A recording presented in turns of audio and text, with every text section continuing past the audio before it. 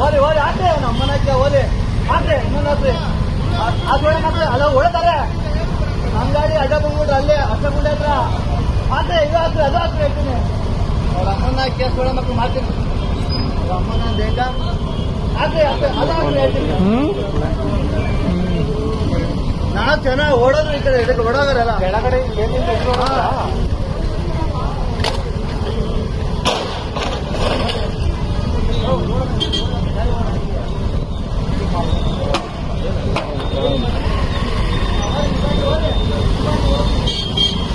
road jam ಕಳ್ಕ ನಿಮ್ಮ ಪಾಡಿಗೆ ನಿಮ್ಮ ಹೋಗಿ ಕಲಿಯಕ ಹರಾಮ್ ಖೋರಿನೇ